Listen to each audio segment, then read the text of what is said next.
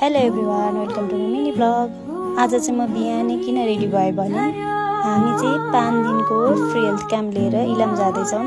हाम्रो हस्पिटलबाट चाहिँ म र डाक्टर मात्रै जाँदैछौँ। हाम्रो गाडी नि आइसकेको छ। फेरि फ्री हेल्थ क्याम्पमा 2 जना मात्रै चाहिँ किन भन्नुहुन्छ भने चाहिँ कोही डाक्टरहरू गइसक्नु भएको छ, कोही आउनै बाँकी छ। आधी इटरीबाट जानुहुन्छ। हामी चाहिँ हिले पुगेर थुक्पा खाँदैछौँ।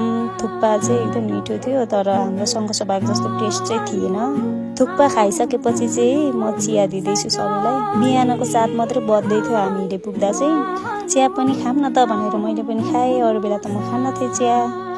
अब चिया खाएर चाहिँ यहाँबाट पनि हिँड्नुपर्ने हुन्छ। यहाँबाट चाहिँ हामी बाटो लागिसक्यौँ।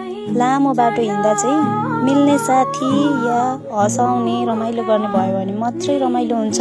हामी इटरी पुगिसक्यौँ। इटरी पुगेर चाहिँ औषधिहरू लिनुपर्ने थियो मेडिकलहरूबाट। अनि औषधिहरू हामी सबै भेला पार्दै जाँदैछौँ। इटरीबाट हिँडेर चाहिँ हामी दमकमा पुगेर खाना खायौँ। त्यहाँको खाना चाहिँ एकदमै मिठो थियो।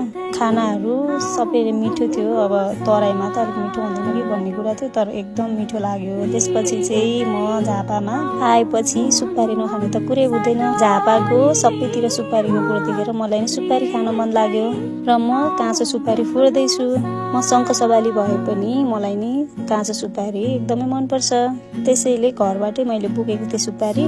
झापामा चाहिँ यति धेरै रहेछ कि सुपारी, त्यसै सुपारीले झापालीलाई चिनाएको होइन रहेछ। मैले चाहिँ आज थाहा पाएँ। त्यसपछि चाहिँ हामी यो बिर्तामोडको एउटा क्याफेमा छौँ। यो क्याफेमा चाहिँ हामीलाई स्वागत गर्नु भएको छ सबैजना मिलेर। त्यसपछि चाहिँ फेरि अर्को गाडी फेरेर हामी इलामतर्फ लाग्दैछौँ। अब यहाँबाट चाहिँ झापा सकेपछि चाहिँ इलाम आउँदो रहेछ। इलामको राम्रो राम्रो भ्यू हेर्दै म चाहिँ जाँदैछु। इलाम चाहिँ एकदमै राम्रो रहेछ। म चाहिँ फर्स्ट टाइम आउँदैछु। बजारहरू पनि राम्रो लाग्यो, तर म चाहिँ एकदमै थाकिसकेको छु, किनभने बिहान 6 बजे हिँडेको। अब अहिले हामी होमस्टेमा आइसक्यौँ। 6 बजेको छ ठ्याक्कै आइपुग्दाखेरि चाहिँ हामी चाहिँ एकदम धेरै थाकेको छौँ। र यो चाहिँ मेरो रुम हो आज बस्ने। मेरो रुममेट चाहिँ आँखाको डाक्टर हुनुहुन्छ। फ्रेस भएर चाहिँ अब म